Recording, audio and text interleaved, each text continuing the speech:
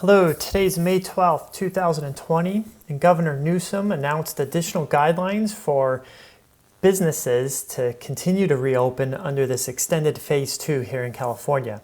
It's a huge announcement, especially for restaurants operating here in California, and I wanted to discuss that shortly in today's video. So if you recall, stage 2 started back on May 8th. Certain businesses were allowed to reopen at that point. Curbside retail, people could pick up items from retail stores. Manufacturers were allowed to open. Logistics was allowed to reopen, and childcare for those outside of the essential workforce were allowed to reopen last Friday. Now, with today's announcement, the governor said if your county that you operate in applies for and is given this variance to reopen and allow these additional businesses to open, they are permitted to reopen. These additional businesses include office-based businesses. Telework remains strongly encouraged though. Select services such as car washes, pet grooming and landscape gardening, destination retail, including shopping malls and swap meets, dine-in restaurants, other amenities like bars or gaming areas are not permitted in this stage 2. Outdoor museums and open gallery spaces and other public spaces with modifications are allowed to reopen under this extended stage 2. Schools with modifications are also permitted.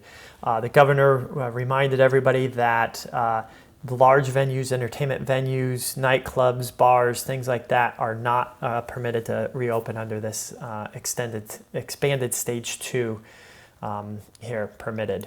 So now there are two counties in California that have applied and been granted this variance. It's Butte County and El Dorado County. It sounds like other counties are in discussion with the state to get the variance to allow these businesses to reopen. Now, for specifically for restaurants, there's some guidance. If your county is given this variance, you're allowed to reopen. They've published guidance on what that reopening should look like. Restaurants are required to develop a work-specific plan and publish this to workers and actual customers as well, and do this for each location. They need to have topics set forth for the employee training, how the employees are trained on how to recognize symptoms of COVID-19 and how to prevent it from spreading, and how to conduct self-screenings at home and according to the CDC guidelines. There's also individual control measures and screening that employers, restaurants need to implement as well. And this includes providing temperature and/or symptom screenings for all workers at the beginning of the shift, and to make sure that the screener and the workers are all masked during that process. And there's a lot of different requirements there. I recommend that you take a look at that guidance. There'll be a link down below on that. But for example, it sets out that dishwashers should have some face coverings and face masks so splashes aren't getting into their face, and how to deal with that. Also, the guidance sets out cleaning and disinfecting protocols for the restaurants, and also sets out physical distancing guidelines. So restaurants are encouraged to prioritize outdoor seating and curbside pickup to go, and encourage reservations to allow time to disinfect the seating areas in the restaurant in between customers, to install physical barriers or partitions at cash registers, bars, host stands, and other areas where maintaining physical distance of 6 feet is difficult, and limit the number of employees serving individual parties in compliance with wage and hour regulations. So keep the staff down to a minimum to ensure that it's not being spread. And also in regards to face covering, the guidelines set out that the face coverings are strongly encouraged for all employees. However, they are required for employees if they come in closer contact than 6 feet with customers. Those will be required. And all restaurant workers should minimize the amount of time that they spend within 6 feet of guests.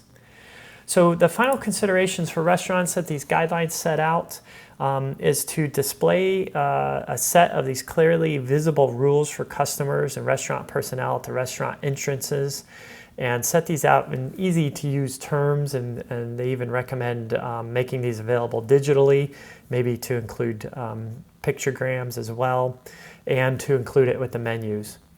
Guests and visitors should be screened for symptoms upon arrival and asked to use hand sanitizer and to bring and wear a mask when not eating or drinking. So it's an important step that a restaurant should take once they open up under these guidelines. And finally, licensed restaurants may sell to-go alcohol beverages, prepared drinks, and pre-mixed cocktails, provided they are sold and delivered to customers in conjunction with the sale and delivery of a meal. So my final thought in concluding this too is what is not in these guidelines and is actually pretty good for a lot of restaurants are any kind of just set standards that you can only have 50% occupancy. The state stayed away from that, recognizing that each restaurant is different and unique, and they just need to abide by and set up their restaurant to abide by the social distancing protocols set forth in the guidance. So I recommend that you take a look at those the guidelines set out by the state. Even if you think your county, such as LA County, I don't expect it to open soon and to apply for and get this variance from the state. But even if it's a week or two out from now, it's important to start planning for that now. So if you have any questions, please let me know in the comments below, and thanks for watching.